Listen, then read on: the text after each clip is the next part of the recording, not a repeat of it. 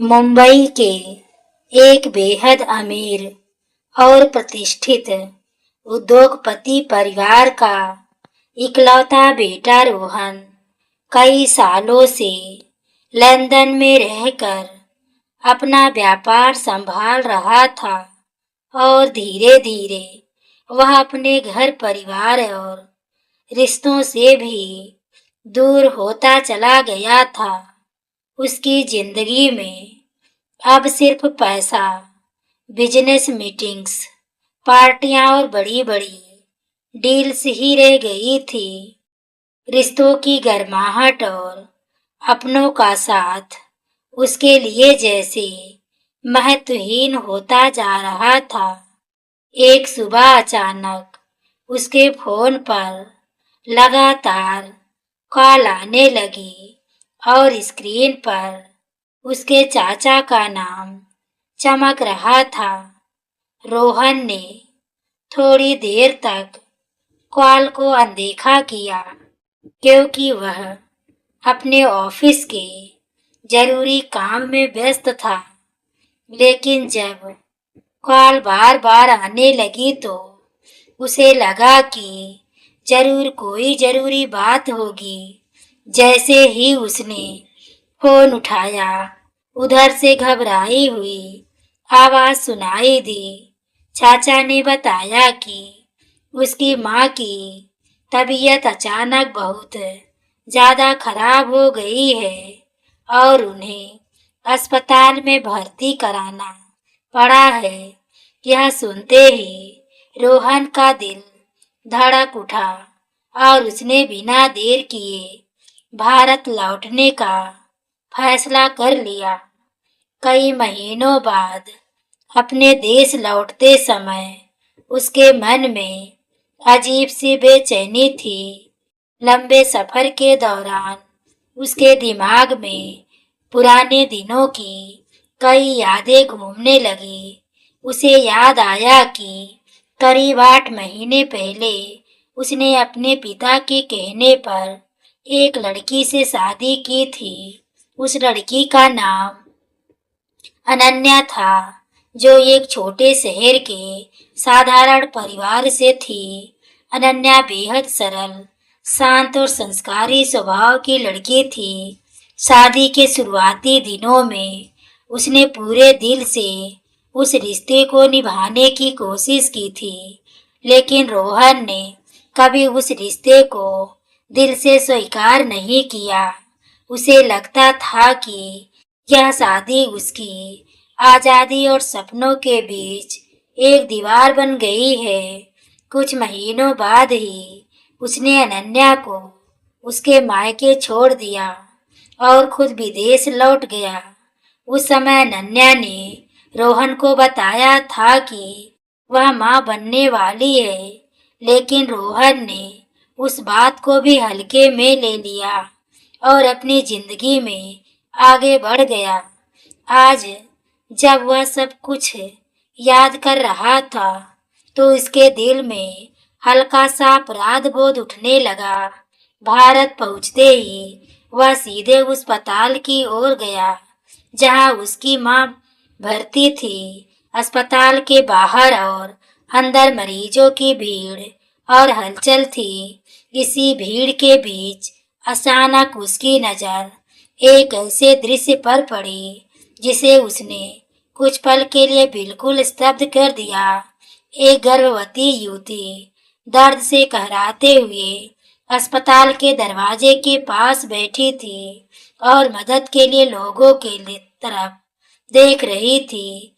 जैसे ही उसने दर्द से सिर उठाया, रोहन का चेहरा सफेद पड़ गया क्योंकि अनन्या थी। अनन्या ने उस हालत में देखकर रोहन के मन में जैसे तूफान उठने लगा और वह उसका दिल जोर जोर से धड़कने लगा। वह कुछ पल तक वही खड़ा रहा, जैसे उसके पैरों में ताकत ही नहीं बची हो। अनन्या के चेहरे पर दर्द साफ दिखाई दे रहा था और वह मुश्किल से सांस ले पा रही थी। कुछ लोग उसके पास से गुजर रहे थे, लेकिन कोई उसकी मदद के लिए नहीं रुक रहा था। रोहन को पहली बार महसूस हुआ कि उसने किसी को कितना अकेला छोड़ दिया था। उसने तुरंत उसके पास जाकर उसे सहारा देने की कोशिश की। अनन्या जैसे ही उसे पहचाना, उसकी आंखों में दर्द और गुस्सा एक साथ उमड़ आया। उसने धीमी आवाज में कहा कि उसे उसकी मदद की जरूरत नहीं है।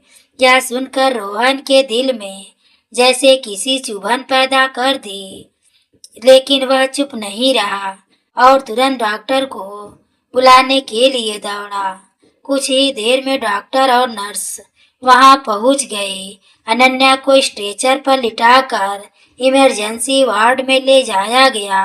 डॉक्टरों ने बताया कि उसकी हालत काफी गंभीर है और तुरंत इलाज की जरूरत है। यह सुनकर रोहन के मन में डर बैठ गया। वह अस्पताल के बाहर बैठकर बार बार अपने फैसले के बारे में सोचने लगा। उसे समझ आने लगा कि उसकी जिद और अहंकार ने किसी की जिंदगी को कितना कठिन बना दिया है। उसे पहली बार एहसास हुआ कि जिम्मेदारियों से भागना कितना आसान और गलत होता है। कुछ देर बाद डॉक्टर बाहर आए और उन्होंने बताया कि खतरा टल गया है। यह सुनकर रोहन ने राहत की सांस ली, लेकिन उसके दिल का बोझ कम नहीं हुआ। उसे महसूस हुआ कि अगर आज वह कुछ हो जाता तो वह खुद को जिंदगी भर माफ नहीं कर पाता। अब उसके मन में सिर्फ एक ही बात थी कि वह अपनी गलती को किसी तरह सुधारना चाहता है, लेकिन उसे यह भी डर था कि शायद जब वह देर हो चुकी है। कुछ समय बाद जब अनन्या को होश आया तो उसने सबसे पहले रोहन को अपने पास खड़ा देखा। उसकी आंखों में तुरंत नाराजगी की झलक दिखाई दी। उसने धीरे से अपना चेहरा दूसरी ओर घुमा लिया, जैसे वह उसे देखना भी नहीं चाहती हो। रोहन ने धीरे से कहा कि वह उससे बात करना चाहता है, लेकिन अनन्या ने ठंडी आवाज में कहा कि अब उसके बीच बात करने के लिए कुछ भी बाकी नहीं है। उसने कहा कि जब उसे उसकी सबसे ज्यादा जरूरत थी तब वह उसे छोड़कर चला गया था। रोहन चुपचाप उसकी हर बात सुनता रहा। अनन्या ने बताया कि कैसे पिछले महीनों में उसने अकेले हर मुश्किल का सामना किया। समाज के ताने और लोगों की बातें उसे हर दिन अंदर से तोड़ देती थी, लेकिन उसने अपने बच्चे के लिए हार नहीं मानी। रोहन यह सब सुनकर अंदर से टूटता जा रहा था। उसने पहली बार महसूस हुआ कि उसकी एक गलती ने किसी की पूरी जिंदगी बदल दी।